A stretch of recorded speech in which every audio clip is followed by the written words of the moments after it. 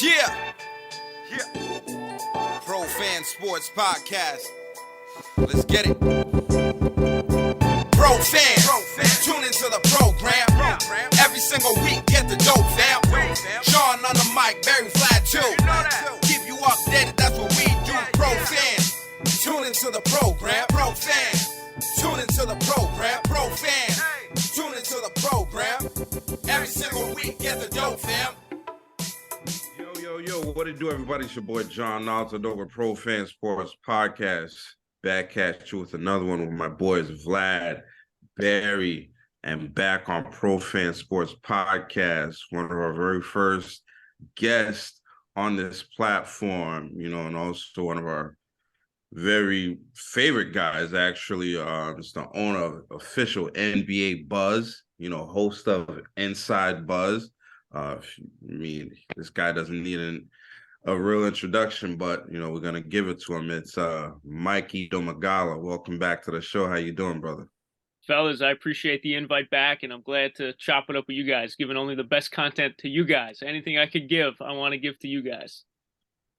Absolutely, man.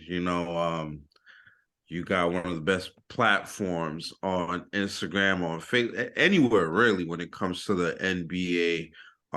Right now, you're on top of everything. Sometimes I really wonder how you're doing. And are you getting any sleep? Because it's like, as soon as something comes on, official NBA Buzz is gonna have it. How's everything been going with the platform? And do you have anything, coming up as far as your platform goes? Yeah, no, everything's great. Since the last time I spoke to you guys, just continued growth on NBA Buzz, all platforms, Facebook, Instagram, Twitter. Like I was telling the fellas a little off camera, as well as my YouTube stuff, I'm really going to start generating content for TikTok, for Facebook Reels, Instagram Reels, and YouTube Shorts. So I've been over the last couple of weeks, cutting up clips from my Inside Buzz interviews and making them into short videos. But I'm also going to do more like trendy topics like top 10 lists. My thoughts on certain situations in like 1.5 minute clips. So all stuff like that social media is really, gearing into now. Like they're for the creator. Now they're into the TikTok type of content. So I'm going to continue doing my full length interviews, but really more so, explainer videos and reaction videos like that. So that's what you'll see on NBA Buzz going forward over the next coming months, weeks, and yeah, support from you guys, support from all my fans is excellent. And I love seeing you guys in the comments and, love seeing your little names next to where it says who liked what. So I appreciate it. Definitely, man. You're a one-man machine.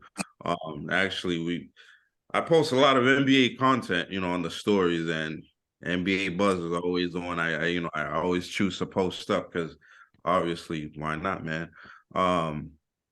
Obviously we're on the NBA, man. It's been quite the season, man. There's been a lot of storylines going on this season, a lot of really big storylines. For instance, right now we see like back and forth going on with the MVP favorites.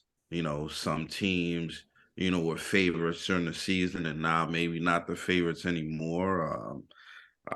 Another big one is John Morant's situation. So far this season, man, what has been your top story to follow? Listen, I think one you didn't mention, which is fine because it already happened, but the LeBron James countdown to the, all-time leading scorer, that countdown was pretty special because that got a lot of engagement post after post, counting down, seeing what he's going to score, how many he has left to score. And then the night he did score it was a big deal, of course. That's history in the making. I remember when Kobe passed MJ. I remember, when Kobe was making those records and now LeBron making the records now, it's like, he's the GOAT of this new generation. So I never watched MJ. I was always too young. So seeing him do that was special. And then, the other ones, like you mentioned, the MVP race, the John Morant situation, very, very, very interesting to cover. The comment sections have been crazy on that situation, obviously because of the controversy, the rumors, the accusations. I'm just posting the news. But then the MVP race. That's only going to heat up from now going forward. And again, like I mentioned off camera, teams that we thought were going to make it all the way just kind of slipping in the regular season. So it's going to be interesting to see what happens on all those fronts. Yeah, absolutely. No, that LeBron James situation was, I mean, I followed it, every single game I was going back to see like how many points does he have left. Like I was doing the calculations myself, like, all right, Kareem's right there. All right, this guy got 260 points left. And it kind of seems a little surreal, but he finally did it. And that was a big news. And I'm happy for him. I did have a very interesting question. So right now, there's this big rumor going around, right? As far as, a play on the Golden State Warriors, right? And you own a platform and we own a platform. And I'm sure you get sent stuff all the time about what's going on. And, my main thing is like, look, man, I understand things are going on. There are rumors, but like, I can't just be posting just anything because you want to be a reputable, platform and not just run with rumors. Exactly. How do you decide for what you want to put on and how do you go about, I guess, finding out what's true, what's not? Yeah. So we're obviously talking about the Andrew Wiggins situation with the Golden State Warriors.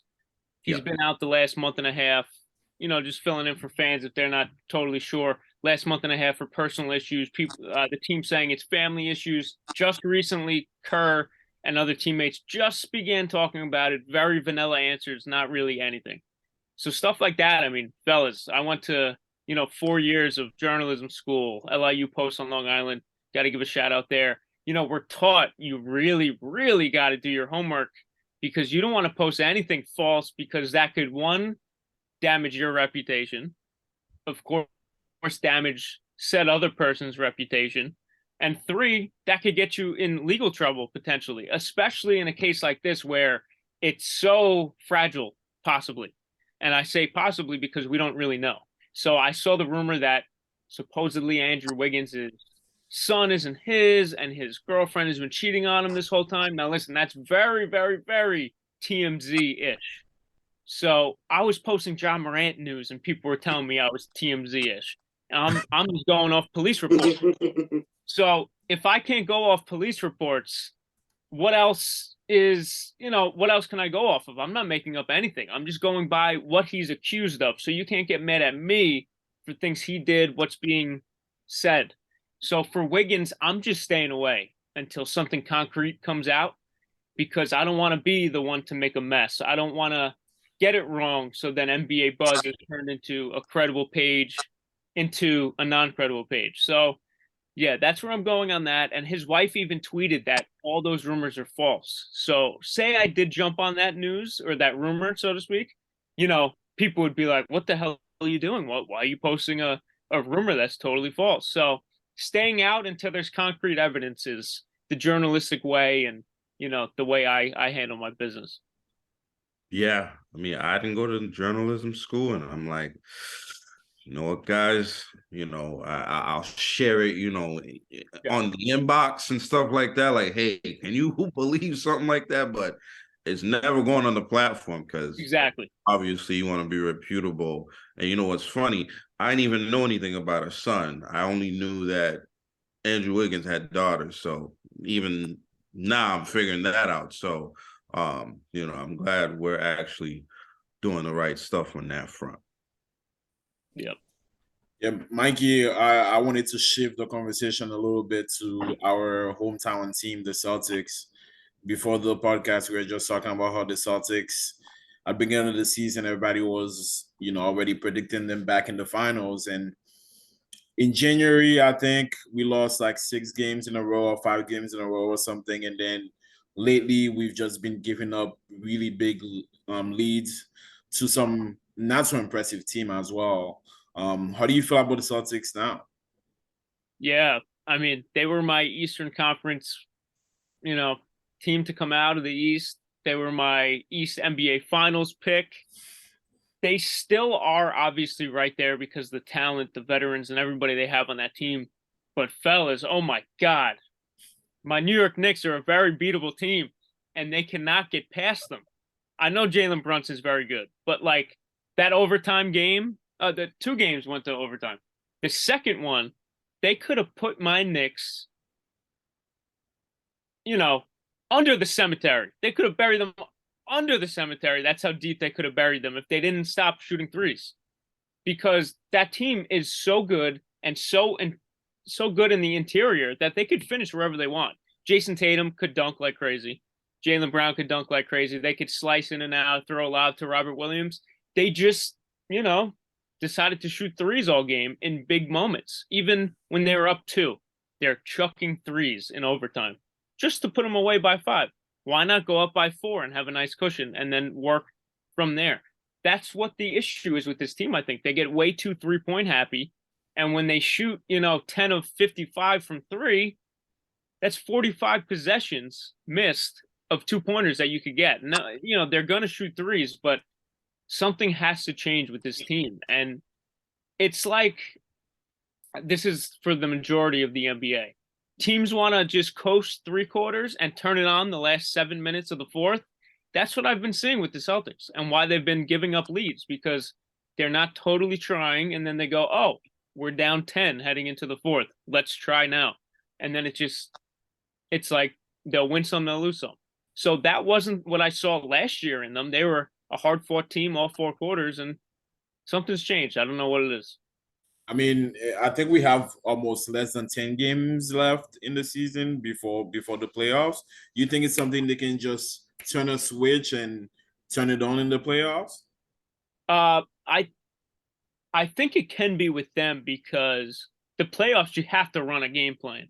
Regular season, you could go up and down the court, chuck some threes, do some one-on-one ball. But listen, my Knicks, they lost to the Hawks because we had a couple years back, we had Julius Randle in one-on-one possessions in the post, and he was getting double-teamed like crazy. That's not an offense to run. So the Celtics with their, 3-point shooting lineup, they got to change it up for the playoffs, and I think they need to lock in. Jason Tatum was in the MVP race. Recently, you guys know his field goal percentage has dropped tremendously. Consistency dropped tremendously. So he needs to get back on the ball and really, turn it up. I could see him turning around for the playoffs, though. Well, one thing I've been hearing, too, is that Joe Mazzulla favors the statistics. Mm-hmm. And he's the one really encouraging the guys not to take 2s and to shoot the 3s. Do you think, have you heard that? And do you think that's going to be the detriment of the team? I have heard that a little bit. And, that is the difference between Udoka. I mean, Udoka was a product of Greg Popovich, one of the best offensive run coaches in NBA history, maybe the greatest NBA coach in NBA history. So Mazzulla, yeah, listen, stats aren't everything. You don't go for home runs every time in a baseball game. Singles, doubles, it could win you so many games rather than going for the home run ball like my Yankees. That's a different conversation we could have.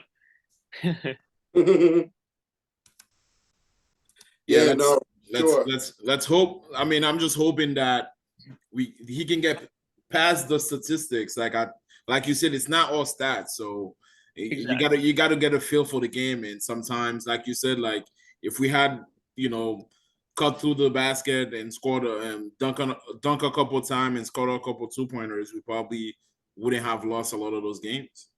Yep. And I could guarantee those 2 games that went to overtime against the Knicks, that first big comeback in the 4th, in overtime, they look like a different team. The second one, like I mentioned, they didn't really put my Knicks away when they had them against the ropes. No, they didn't. And they let your boy, Emmanuel, quickly dance around doing this celebration, smiling, laughing, like, you know what I'm saying? That he was just too comfortable out there. Yep. And just, you know what I'm saying? Pretty much scoring at will and doing whatever he wanted, and like just taking the Celtics like they're just another team that can't stop him and can't defend. And I mean, I don't blame him, because that's what we've been seeing from this team pretty much since the All-Star break. And like, what the Celtics, that if they were playing up to their potential and playing up to their capability, wouldn't have let that happen. At some point, I know you can't really foul guys hard because even these common fouls, or at least a foul that should be common, is called flagrant now. But if the Celtics were playing the way they usually play, they would have done something to stop it, whether they're playing tougher defense or possibly just maybe a little hard foul or an elbow just to kind of send a message. But that was certainly frustrating, though, the fact that we didn't see them do that, and they just let the Knicks, who were playing without Jalen Brunson, end up win that game. And that's really been the case with this team, pretty much for the last month or over a month since we've gotten back from the All-Star break. Now I just want to ask you, what are your thoughts on Joe Mazzulla, as far as what you've seen from him so far? I know you explained a little bit, but just kind of want to go more in depth as far as how you think he's done, and what does he need to work on moving forward and improve on as we get closer into the playoffs that are going to be happening in about 3 weeks. So what are you seeing from Joe Mazzulla that he needs to get better? I mean, I'm sure you guys saw this quote. I'm not sure if it was Marcus Smart or Grant Williams. They said, like, yes, sometimes he calls a timeout and he doesn't say anything in the timeout. He just writes up a little play and points. So is there a communication issue? I don't think so. I think he's just a very bland, quiet guy. But he does have a good relationship with his players. Like, I saw a video after I think Tatum hit the game winner in Philadelphia. He greeted all his guys coming in, hugging Marcus Smart and talking game plan on camera. Listen, I think he's a good coach. But what you guys were saying, about over emphasizing the 3-point shot, I think that's an issue, and it has to change. I mean, look at the Bucks. If Boston's struggling from 3, Giannis is going to finish inside every time. Celtics has to match his scoring. So if they're going to shoot 30% from 3, that might, give them leaps every now and then. But when Giannis is scoring nonstop 2s and getting nonstop free throws, along with Brook Lopez from 3, Bobby Portis from 3, Grayson Allen from 3, it's a lot. It's a lot of points you got to match up with. So they need to adjust. For sure, and I totally agree. Like they need to get downhill more and get more paint touches into the paint. And the only person I'm seeing doing that consistently on the Boston Celtics is Jaylen Brown. Like, he's been their best player pretty much since they came from the All-Star break, and up till this point, because he hasn't been settling. He's been taking what the defense gives him, but he's been putting an emphasis on getting downhill, getting to the basket, and either creating for others or looking to finish at them and actually finishing. Like guys like Jason Tatum, when they get to the rim, haven't been finishing. He's missing these easy layups and these easy shots, at the rim that he should be making. And I'm really concerned about him because I've been seeing this for a while, the, not finishing, the poor play, the bad shot selection from him. Like, and I'm honestly thinking maybe he's playing with an injury that we don't know of, that's more serious and severe that we think. Now, are you really concerned and worried about Jason Tatum and, the health of this Celtics team going into the playoffs? Because I'm extremely concerned about that as of right now. I never thought of an injury, but Tatum, I am very, very, very concerned about. I mean, I feel like he hasn't got to his mid-range game as much as he was earlier in the season. I mean, he was averaging like 32. He'd hit some threes, but the mid-range game would be money. N1s would be money because he'd always be driving and finishing. Now, like you said, he's not. He was right there in the MVP contention. Now he's really not at all because of how he's been since the All-Star break and right before it. No, for sure. He he really, you know what I'm saying, hasn't been in his, really played himself out of that MVP race a long time ago. Yeah, like we don't really consider him as that. You know what I'm saying, having that kind of season, unfortunately, with the start that he had. Now, there's another question that I wanted to ask, and I know this is a big, issue and that's going on in the NBA, and that's load management, particularly, you know what I'm saying, when teams are, resting, guys, when, they could be playing them, and, and I just feel like it's a disrespectful and a slap in the face and insulting to the fans that are paying their hard-earned money to go see these guys play, especially if they only get a chance to see them play one time a year, especially if they're on the road. Now, how do you feel about, what's been going on with the load management issue, and what can the NBA do to at least make it a little bit better so we're not seeing this continue to happen moving forward? Yeah, no, I'm on the same page with your sentiment you said about, people paying money that want to go see the stars and they're not playing. It's messed up. I think the NBA should fine teams. That's just my opinion. And the other part, just it's stupid because teams are starting to do it in situations where they really need their players. Like look at the Lakers situation, and they decide to bench Anthony Davis against, the bottom of the barrel Houston Rockets, good up and coming team, but Lakers with AD could beat that team easily. They lose to them by 6. So you don't think if Anthony Davis was playing in that game, they would have won by 6. You know what I mean? It's a big spot, possible one of the most important games of the year, and they decide to bench AD, who's healthy, on just a back-to-back. Just let's hope we make the playoffs so he's healthy then, but you really got to focus on the now. You know what I mean? So that aspect of it, I don't understand. If you're coming right off in a bad injury, maybe I get it. But AD's been healthy pretty much all year.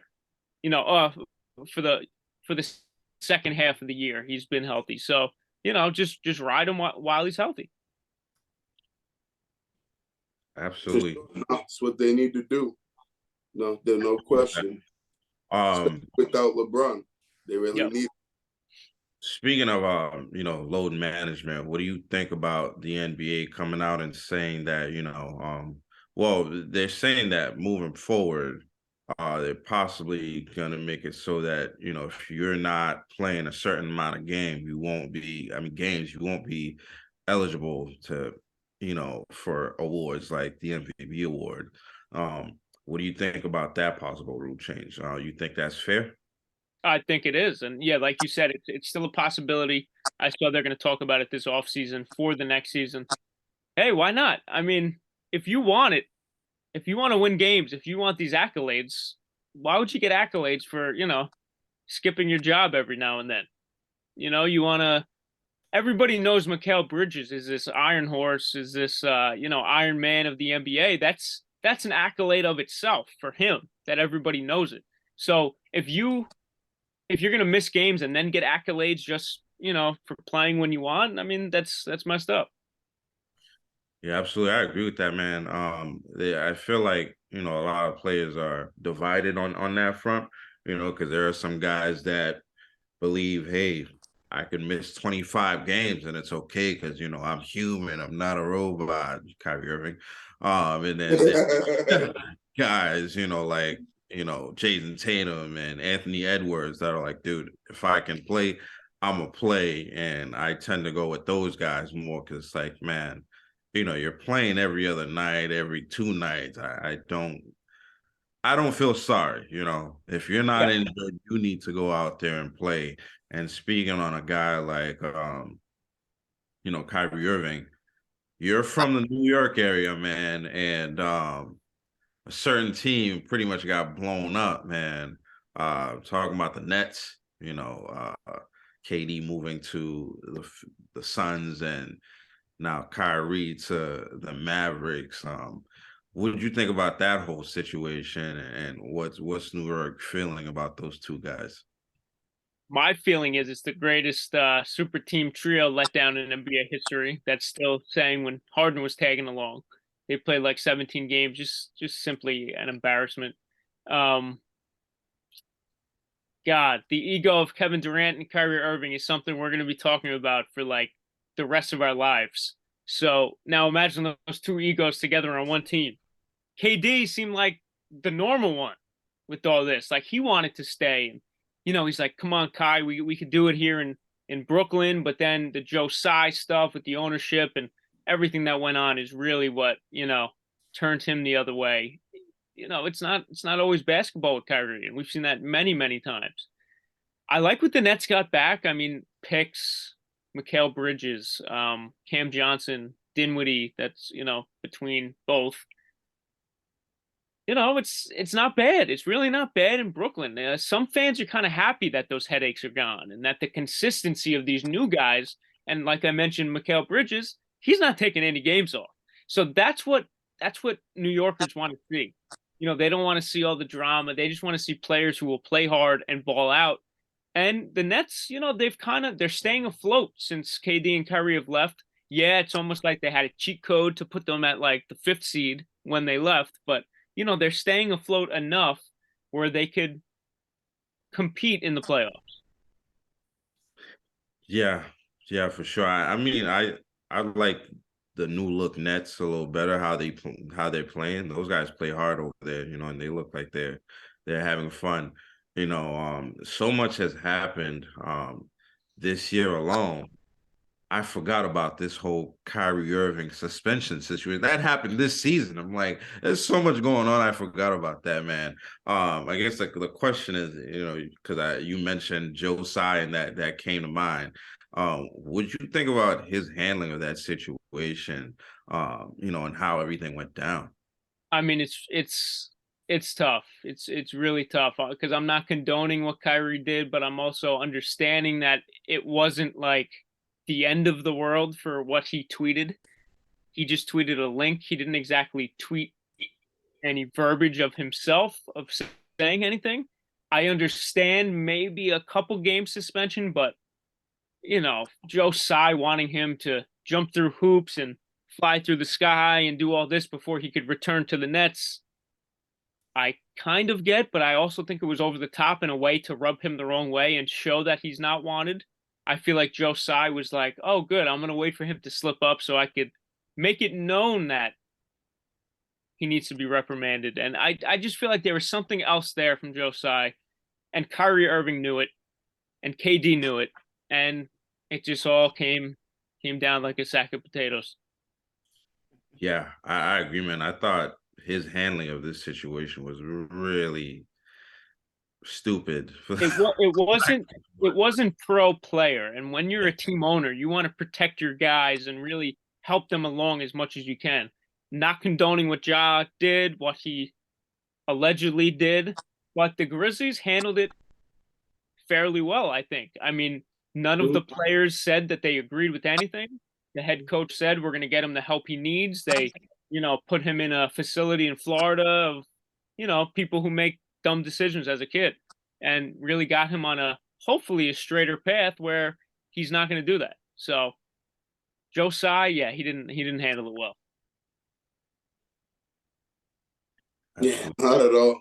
He certainly didn't drop the ball on that one horrifically. Yeah, that was that deadly disastrous, to say the least. How they just came into shambles so fast and so quick. Yeah, and what's crazy is that we Celtics played them and blew them out, and then the next game, they traded Kyrie, and then right after that they traded Kevin Durant, and it was crazy because I think Kyrie was saying that he wanted to stay there and figure things out and and kind of help this team get better and get and kind of be able to compete and beat the Celtics and play better against them. And then just as soon as he said that, he just took off and went to to Dallas. So yeah, Off he went. that was crazy how that unfolded so quickly. Yeah, I remember that Celtics blowout. I was at upstairs in my house watching it, and Kyrie's body language it looked different than what body language would be in a blowout loss. It just looked like something was deeper. Like, I'm done. I'm done with these guys. I'm done with the ownership. I'm done with Joe Tsai, and I'm done with the team after this blowout. So that's what it looked like. Yes, sir. Mikey, before we let you go, man, like Vlad was saying, there's just about a few games left, man, for the NBA season for this year. Any predictions out of you? Who's coming out the East, who's coming out the West, and who's going to take this thing home? Oof. The Nuggets, like the Celtics, I feel like they're in the same boat. They've been slipping. So it's like, oh my God, who's going to take it over there? So the West, I would think Denver is going to turn it up a little more after like a 1-5 record over the last 6 games. The East, I think the Bucks have it wrapped up. That team is like a well-oiled machine right now. Giannis at the helm. Drew Holiday is really balling. And then their exterior pieces around those two, Brook Lopez, Portis, and all those guys are really balling out. Man, NBA Finals pick, I'll give it to you right now. Let's see. God, I still want to give it to the Celtics because I'm not too much of a believer in Milwaukee. I am, but I'm not at the same time. I'm going to say Celtics Nuggets. That was my original pick. I'm just going to stay with it. But it'll be interesting. And for the MVP, it's a what have you done for me lately type award. So Nuggets have been slipping, even though Jokic is putting up numbers. Giannis is doing his thing, but Joel Embiid, he's the one who hasn't won anything. And it seems like this is the year. If you understand how the NBA works, they want to make a new name out of somebody. It looks like it's going to be Embiid's. The numbers are there, and the Sixers have been winning. They've been good too. Nice. Absolutely, I agree. Yeah, for sure. Celtics fans, you heard it here, man. We can still win this thing. So it's possible.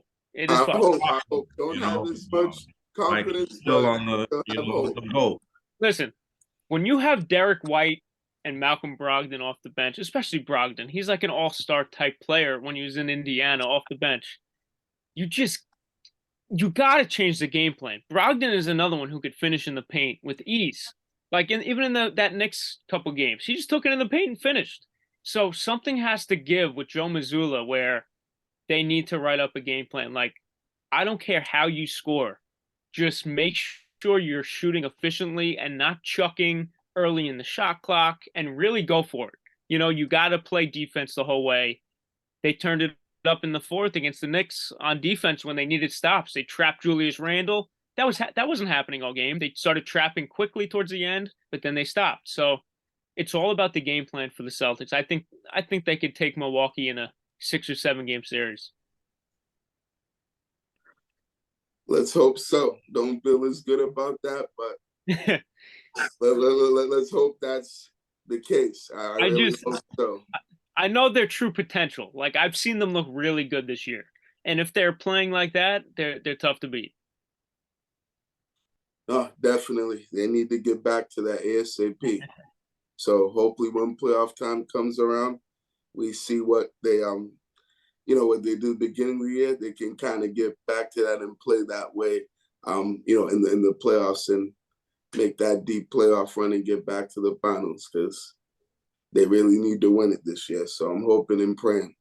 And I hope your words that you just said come true. I really do. So I appreciate you, Mikey. Of course. Mikey, I'm going to reiterate that, man. We appreciate you coming on Pro Fan Sports Podcast, man. You're always welcome here. We have a great time with you coming on as always, man. And, we're looking forward to what you got coming up next with official NBA Buzz. And, you're a true legend around here, man. Thanks again. I appreciate it, fellas. And I appreciate all the story shares and, the comments and the likes. I see them, especially the story shares. I see them all the time. Every single day, man. We don't stop. Perfect. Always, that we're always gonna show you love and support, man. Just like you always give that back to us. So you know it's mutual. You know the vibes, man. Yeah, All love and respect. Keep up the great work. I'll be watching, of course, and send me this so I can share it around when it's all finished. Absolutely, definitely. Have a good night, Mikey. All right, guys. Have a good night. Thanks for your time, Mike. Appreciate it. All right, talk soon. Yep, definitely. You have a great night. Yep, you guys too. Yep, good to see you. Ooh, good stuff. Yes, sir. Yes, sir. That was Mikey Domagala of Official NBA Buzz. Guy's a young dude, just killing the game right now. Make sure you're following all his platforms. He's not hard to find. Official NBA Buzz, NBA Buzz on Facebook. Follow him on Instagram at Official NBA Buzz. Like he says, we're always sharing the content. It's kind of like this unwritten partnership we got going on the platform. So make sure you follow on our platforms as well. We're at ProFan Sports on everything except for Instagram. That's at ProFans_sports. We drop content every single day, episodes every single week. If you're watching, make sure you subscribe and hit that black button at the bottom of the video. It's the best way you can support us. Comment, subscribe, share these episodes, man. We appreciate the support as always. And until the next episode, man, we'll talk to y'all later. Peace out. Good weekend. See y'all next.